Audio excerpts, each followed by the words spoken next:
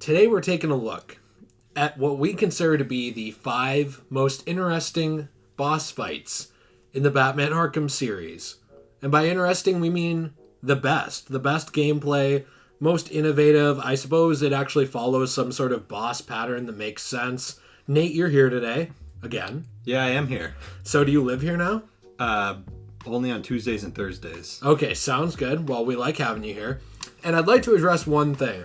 Every video, every top 5 we do, there's some comment like, hey, actually that one little detail is wrong. Look, I'm going to reason that out the way I've always reasoned it out to you guys. I'm an idiot.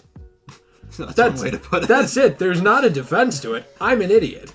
Don't come to me for gospel, but I do the best I can with what I've got upstairs, and, I make it work. So let's get into the top 5 boss fights in the Batman Arkham series. Our first one on the list, we have the Scarecrow encounters from Arkham Asylum. That's actually more than one boss fight. What are you doing? This list sucks. These are terrible picks. Thank you, Degenerate J. I will get to that. Sorry, I was a YouTube commenter. Oh, sorry. Well, okay, we were including all 3 of them combined into one for this one. Yeah.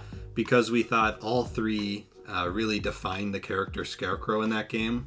And they're all kind of short. But we felt like they all could be combined into one big boss fight, if you will. Yeah, and it's not as much a boss fight with like a health bar as far as it is like... It's more like these tactical stealth encounters. So the reason we included the Scarecrow encounters at number 5 is because I felt like the encounters, it was really innovative in the sense that it wasn't a typical boss fight with like a health bar and, you run up to him and beat him or whatever. You basically just run through this maze or path or whatever and try to avoid Scarecrow's gaze. And then you get to a bat symbol or like a... whatever those things are. The bat called. signal. Yeah, bat signal. It's like a mental projection of it, kind of. Yeah, and then you basically shine that on Scarecrow. Yeah. And then that's it. But we included it at number 5 because we felt like it was a real good way to map out the Scarecrow villain himself. Yeah, it does fit in like his mental manipulation. Yeah, and how he stabs you with the fear gas, and then it goes into the mental side of things. Yeah, and also though it's not perfect. I mean, they're really fun, but there doesn't need to be a combat aspect to it. But there's not even like a typical stealth combat aspect to it. Like occasionally in some of them, these skeletons will pop up and you'll fight them very briefly and then that'll be over. They're just random thugs essentially. And it sort of comes down to just these encounters that essentially just amount to you grabbing the bat signal and shining it on him. And there's not much else. But it does fit really well in that mental manipulation and psychological aspect. It just probably could have been fleshed out more. Maybe a little longer. Yeah, and it's impressive for a game that very clearly, if you read some of the development stuff and go back to even pieces done by places like Did You Know Gaming, I believe, those boss fights weren't originally going to be in the game. They were a late addition to the game. Yeah. So the fact that even this boss fight turned out to be one of the better ones in the series is impressive. So our next one we have is actually jumping to Arkham Origins, a game that everybody loves to rag on and hate on, but it has some of the best boss fights in the entire series, and I think it's sort of hard to argue that it doesn't. That's Bane's second boss fight in this game. The first one's fine on the rooftop. I mean, people remember it because of where it is. It also has the Court of Owls reference up there on the roof. There's the 2 owl talon statues there. So people remember that, but they don't really remember the fight that much. However, this is a lot like a boss fight from the previous game, Arkham City, the previous made game in the Arkham verse, because it sort of combines some of the combat aspects of other boss fights with things like the stealth aspects of the Mr. Freeze boss fight. It sort of allows you to take on Bane in tactical ways where you could not fight him head on. Yeah, I think it's very different from even the Bane boss fight of Arkham Asylum. Yeah. Where he just, basically the whole boss fight is him charging after you, and then you have to throw a batarang at his face. Yeah. And that's the fight. Well, and part of it too is that it's very clear that despite any issues anyone might have with WB Games Montreal, they very clearly knew how to write Bane, I would say, better than Rocksteady did. Like, they just had more of an idea for him other than just he's the muscle. Like, he was an intelligent character. And then sort of this boss fight was like the pinnacle of Bane. It was combining like the peak of his intelligence still, because it's before everything happens to him that, you know, saps his memory and everything. Yeah. So it's him at peak intelligence and peak strength at the same time, fighting a not super prepared, not at his peak Batman. Yeah, and I feel like that's a problem that a lot of people get wrong with just Bane as a character. They write him in a way where he's just a complete idiot. Yeah, just but a brute. He's just muscle.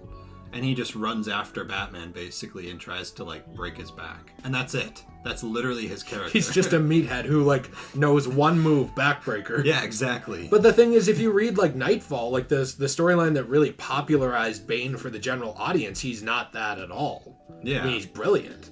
Like, that's how he's able to essentially beat Batman, is through his own ingenuity and, like, you know, knowing, like, oh, I can't beat Batman in a head-on fight, or, like, it hasn't worked so far, so I'm gonna wear him down. Like, that makes sense. Like, that's the core of the character, and it seems like a lot of people over time have forgotten that.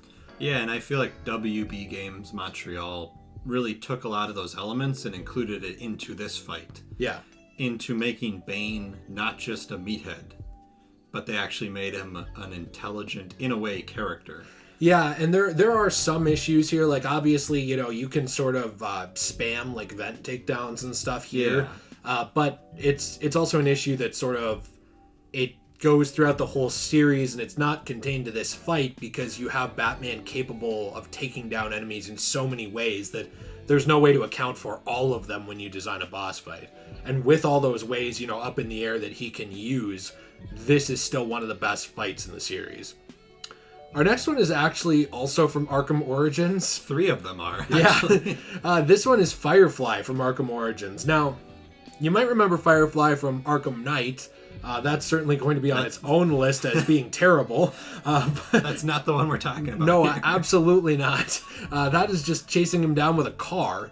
Firefly could describe almost all of them. Yeah, and Arkham Knight. Portion of Arkham Knight's entire gameplay, sadly. Yeah. But Firefly in Arkham Origins, is it perfect? No. Are there problems? Sure. But overall, it's really fun.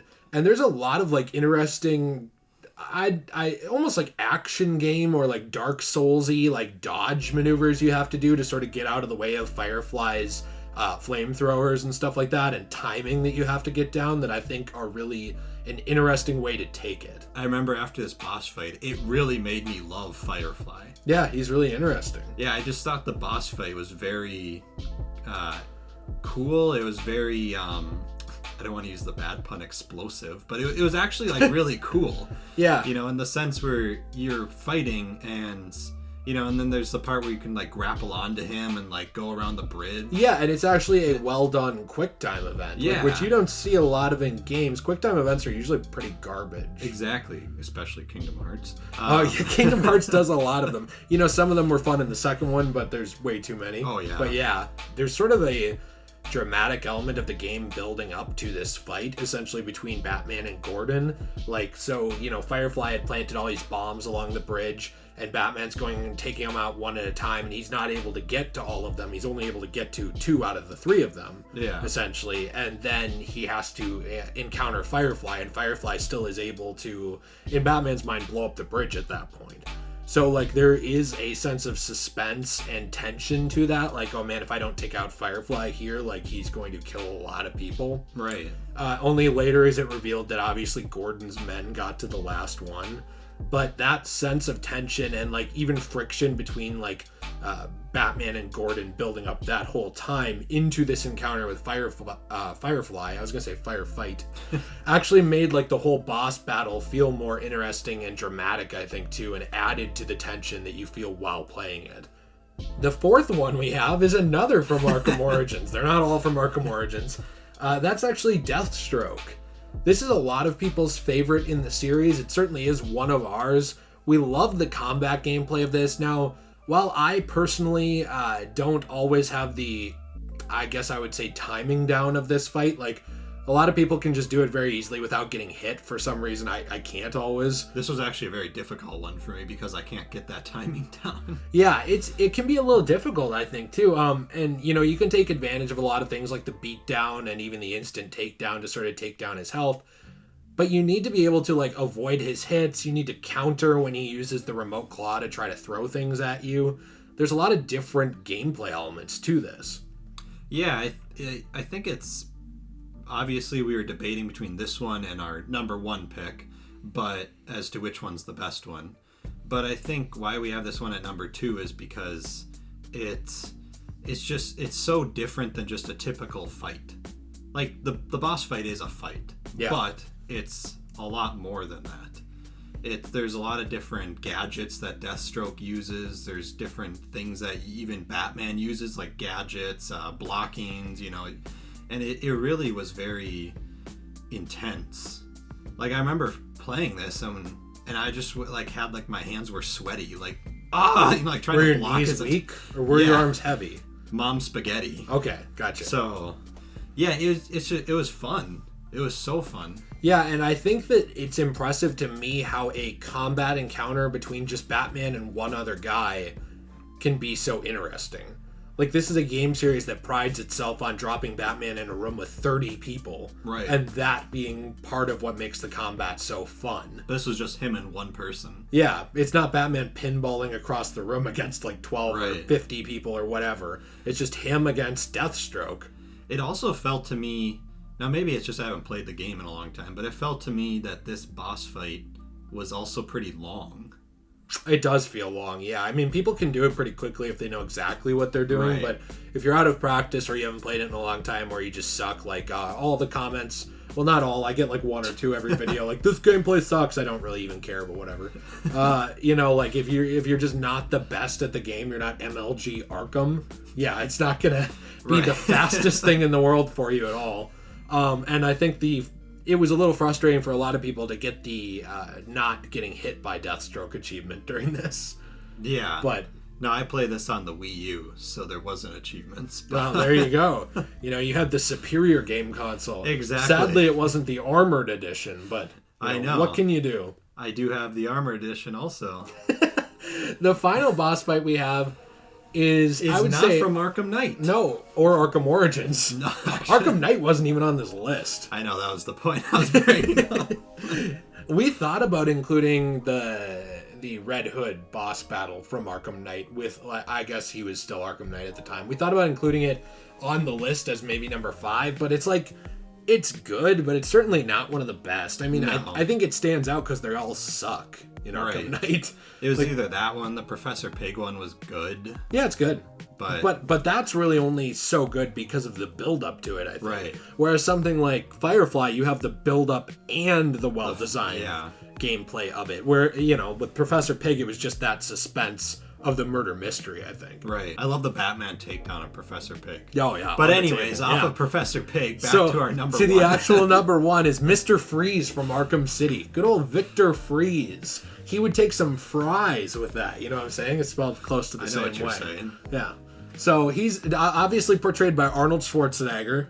Obviously. The best Mr. Freeze. Oh, yeah, of course. Mr. Freeze from Arkham City was really fun. I wish more boss fights were like this. Like, I don't get why this was really just relegated almost to Mr. Freeze and then Bane from Origins. Like, this style didn't come up often. But it's the Predator style where you have to use all these different environmental things and takedowns to actually stop Mr. Freeze. Yeah, this one really feels like the full potential of Batman as a character to me, because it does force you to really use all kinds of different takedowns, gadgets, the environment, like you said. It really just felt like you're using everything. Yeah, it's your whole arsenal. Character. Yeah. And even the environmental, like you said, the environmental things in the room, like, you know, shooting the, it's not a fuse box, but the electrical box to hurt him. Right. Or pull him in, stuff like that, and magnetize him. Corner takedowns, silent takedowns. There's a lot there. So, even the great takedowns. Like, It's just kind of too bad that there wasn't more of this in the series. And it also really sort of came at an interesting time in the series that again, was built by tension from Batman needing this cure and essentially having to deal with Mr. Freeze when he's not at full health. Right. But Batman's not at full strength at this point, and Mr. Freeze is incredibly powerful. Right. And he still takes him down. Yeah. But yeah, I wish that Rocksteady, especially in Arkham Knight, really went back and looked at this Mr. Freeze boss fight and decided to make more boss fights like this. Well, yeah, I do too. But, I had my own idea, actually, for a Rocksteady Mr. Freeze encounter that maybe we could patch it into the game. So, Mr. Freeze's Season of Infamy ends, right? At the end of Arkham Knight, obviously spoilers here, but you know this channel. This game's been out for a while. Yeah, that's your fault. But basically, so let's say Mr. Freeze comes back. Actually, Nora passed away, but Mr. Freeze didn't, and he's mad. Okay. So here's my idea. Batmobile tank battle.